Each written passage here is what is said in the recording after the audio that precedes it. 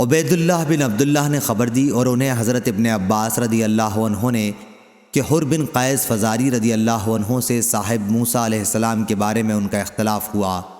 پھر حضرت ابی بن کعب رضی اللہ عنہ وہاں سے گزرے تو عبداللہ بن عباس رضی اللہ عنہ نے انہیں بلایا اور کہا کہ میرا اپنے ان ساتھی سے صاحب موسیٰ کے بارے میں اختلاف ہو گیا ہے، جن سے ملاقات کے لیے موسیٰ علیہ السلام نے راستہ پوچھا تھا، کیا رسول اللہ صلی اللہ علیہ وسلم سے آپ نے ان کے بارے میں کچھ سنا ہے؟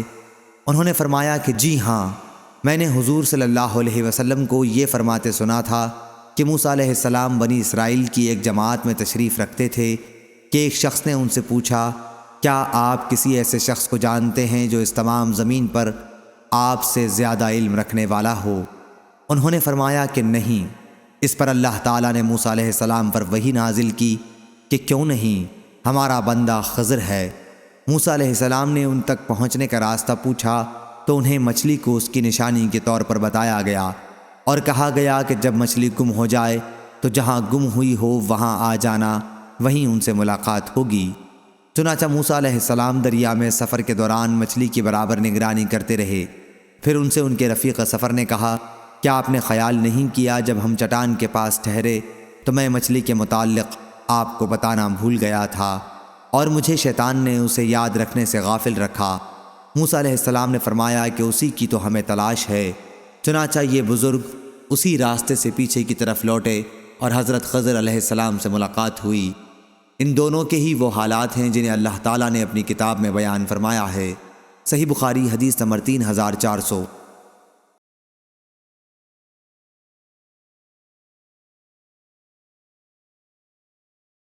سعید بن جبیر نے خبر دی، انہوں نے کہا کہ میں نے ابن عباس رضی اللہ عنہ سے عرض کیا کہ نوف بکالی یہ کہتا ہے کہ موسیٰ صاحب خضر بنی اسرائیل کے موسیٰ نہیں ہیں بلکہ وہ دوسرے موسیٰ ہیں۔ حضرت ابن عباس رضی اللہ عنہ نے کہا کہ دشمن خدا نے بالکل غلط بات کہی ہے۔ حضرت ابی بن کعب رضی اللہ عنہ نے نبی کریم صلی اللہ علیہ وسلم سے روایت کرتے ہوئے ہم سے بیان کیا کہ موسیٰ بنی اسرائیل کو کھڑے ہو کر خطاب فرما رہے تھے کہ ان سے پوچھا گیا کہ کون سا شخص سب سے زیادہ علم والا ہے؟ انہوں نے فرمایا کہ میں۔ اس پر اللہ تعالیٰ نے ان پر عتاب فرمایا کیونکہ انہوں نے علم کی نسبت اللہ تعالیٰ کی طرف نہیں کی۔ اللہ تعالیٰ نے ان سے فرمایا کہ کیوں نہیں، میرا ایک بندہ ہے جہاں دو دریا آ کر ملتے ہیں وہاں رہتا ہے اور تم سے زیادہ علم والا ہے۔ انہوں نے عرض کیا، اے رب العالمین، میں ان سے کس طرح مل سکوں گا؟ سفیان نے اپنی روایت میں یہ الفاظ بیان کیے کہ اے رب وکیف لی بہ۔ اللہ تعالیٰ نے فرمایا کہ ایک مچھلی پکڑ کر اسے اپنے تھیلے میں رکھ لینا، جہاں وہ مچھلی گم ہو جائے بس میرا وہ بندہ وہیں تم کو ملے گا۔ بعض دفعہ راوی نے فہوا ثما کے فہوا ثمہ کہا۔ چنانچہ موسیٰ علیہ السلام نے مچھلی لے لی اور اسے ایک تھیلے میں رکھ لیا۔ پھر وہ اور ایک ان کے رفیق سفر یوشع بن نون روانہ ہوئے۔ جب یہ چٹان پر پہنچے تو سر سے ٹیک لگا لی۔ موسیٰ علیہ السلام کو نیند آ گئی اور مچھلی تڑپ کر نکلی اور دریا کے اندر چلی گئی اور اس نے دریا میں اپنا راستہ بنا لیا۔ اللہ تعالیٰ نے مچھلی سے پانی کے بہاؤ کو روک دیا اور وہ محراب کی طرح ہو گئی۔ انہوں نے واضح کیا کہ یوں محراب کی طرح۔ پھر یہ دونوں اس دن اور رات کے باقی حصے میں چلتے رہے۔ جب دوسرا دن آیا تو موسیٰ علیہ السلام نے اپنے رفیق سفر سے فرمایا کہ اب ہمارا کھانا لاؤ کیونکہ ہم اپنے اس سفر میں بہت تھک گئے ہیں۔ موسیٰ علیہ السلام نے اس وقت تک کوئی تھکان محسوس نہیں کی تھی جب تک وہ اس مقررہ جگہ سے آگے نہ بڑھ گئے جس کا اللہ تعالیٰ نے انہیں حکم دیا تھا۔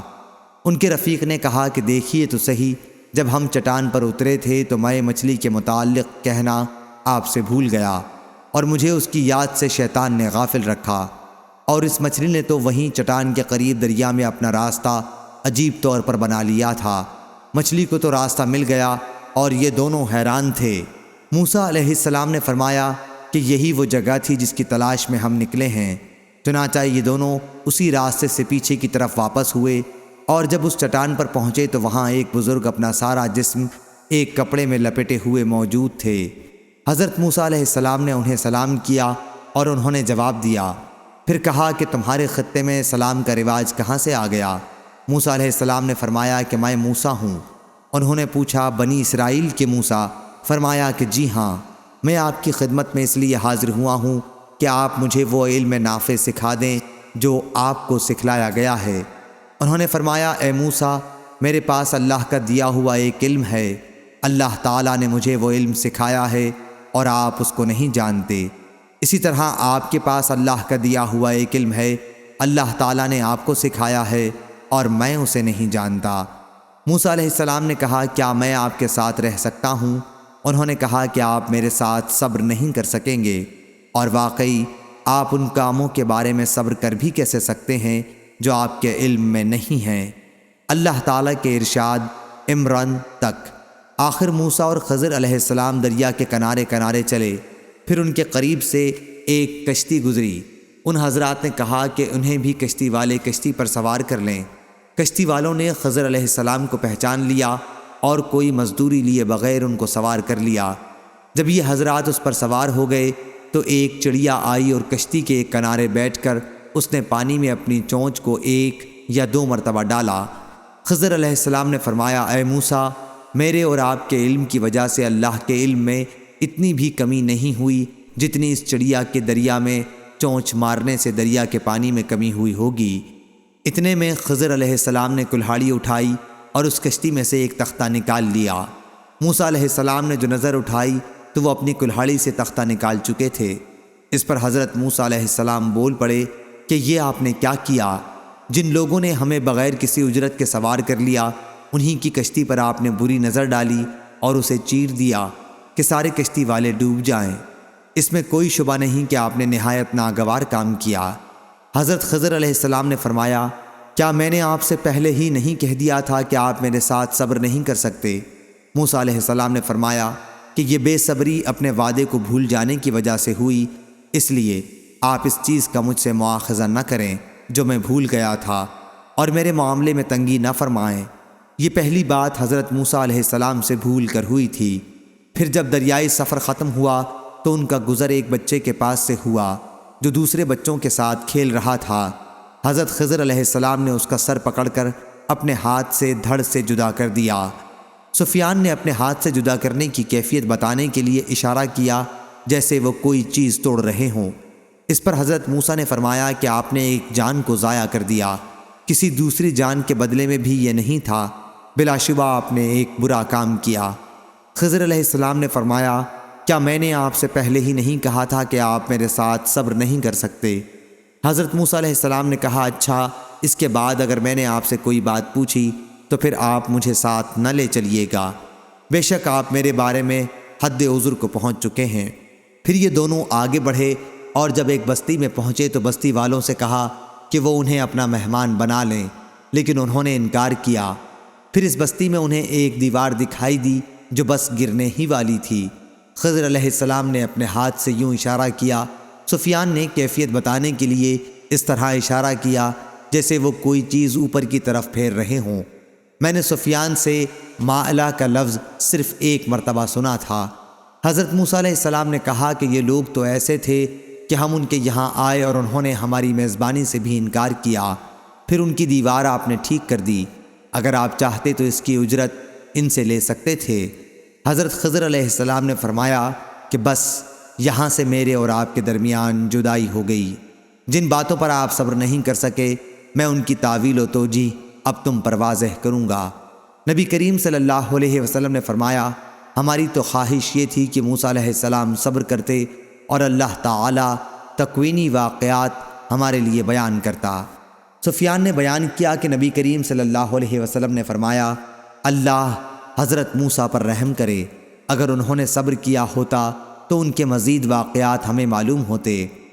حضرت ابن عباس رضی اللہ عنہ نے جمہور کی قرأت وراءہم کے بجائے امامہم ملک یاخذ السفینۃ غصبا پڑھا ہے، اور وہ بچہ جس کی حضرت خضر علیہ السلام نے جان لی تھی کافر تھا اور اس کے والدین مومن تھے۔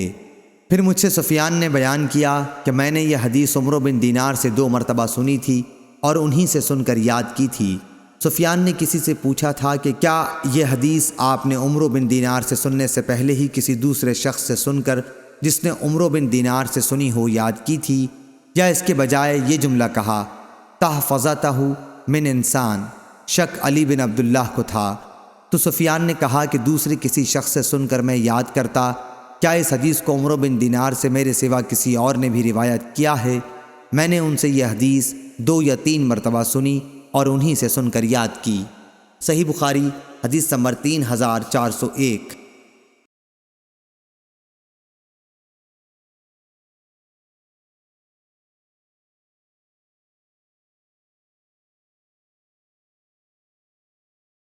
عبداللہ بن مبارک نے خبر دی، انہیں معمر نے، انہیں حمام بن بنبا نے اور انہیں حضرت ابو ہریرہ رضی اللہ عنہ نے کہ نبی کریم صلی اللہ علیہ وسلم نے فرمایا، خضر علیہ السلام کا یہ نام اس وجہ سے ہوا کہ وہ ایک سوکھی زمین جہاں سبزی کا نام بھی نہ تھا پر بیٹھے، لیکن جو ہی وہ وہاں سے اٹھے تو وہ جگہ سرسبز ہو کر لہلہانے لگی۔ صحیح بخاری حدیث نمبر 3402۔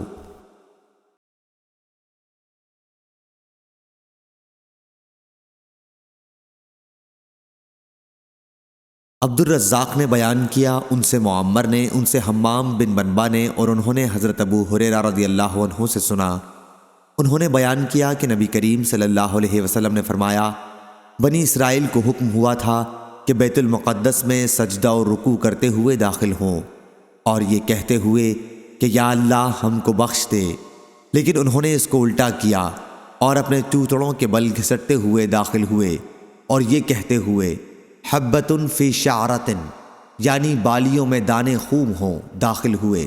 صحیح بخاری حدیث نمبر 3403۔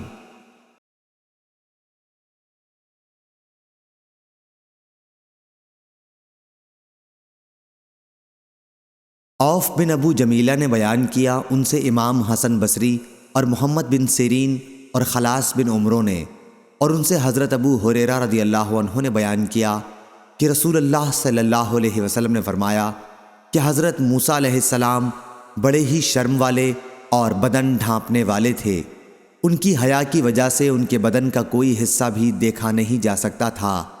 بنی اسرائیل کے جو لوگ انہیں اذیت پہنچانے کے در پہ تھے وہ کیوں باز رہ سکتے تھے؟ ان لوگوں نے کہنا شروع کیا کہ اس درجہ بدن چھپانے کا اہتمام صرف اس لیے ہے کہ ان کے جسم میں عیب ہے یا کوڑ ہے یا ان کی خصیتین بڑے ہوئے ہیں یا پھر کوئی اور بیماری ہے۔ ادھر اللہ تعالیٰ کو یہ منظور ہوا کہ موسیٰ ان کی حفوات سے پاکی دکھلائے۔ ایک دن حضرت موسیٰ علیہ السلام اکیلے غسل کرنے کے لیے آئے اور ایک پتھر پر اپنے کپڑے اتار کر رکھ دیے، پھر غسل شروع کیا۔ جب فارغ ہوئے تو کپڑے اٹھانے کے لیے بڑھے، لیکن پتھر ان کے کپڑوں سمیت بھاگنے لگا۔ حضرت موسیٰ نے اپنا عصا اٹھایا اور پتھر کے پیچھے دوڑے، یہ کہتے ہوئے کہ پتھر میرا کپڑا دے دے۔ آخر بنی اسرائیل کی ایک جماعت تک پہنچ گئے اور ان سب نے آپ کو ننگا دیکھ لیا، اللہ کی مخلوق میں سب سے بہتر حالت میں، اور اس طرح اللہ تعالیٰ نے اس کی تہمت سے ان کی برت کر دی۔ اب پتھر بھی رک گیا اور آپ نے کپڑا اٹھا کر پہنا، پھر پتھر کو اپنے عصا سے مارنے لگے۔ خدا کی قسم اس پتھر پر حضرت موسیٰ علیہ السلام کے مارنے کی وجہ سے 3 یا 4 یا 5 جگہ نشان پڑ گئے تھے۔ اللہ تعالیٰ کے اس فرمان تم ان کی طرح نہ ہو جانا جنہوں نے موسیٰ علیہ السلام کو اذیت دی تھی، پھر ان کی تہمت سے اللہ تعالیٰ نے انہیں بری قرار دیا، اور وہ اللہ کی بارگاہ میں بڑی شان والے اور عزت والے تھے۔ میں اسی واقعے کی طرف اشارہ ہے۔ صحیح بخاری حدیث نمبر 3404۔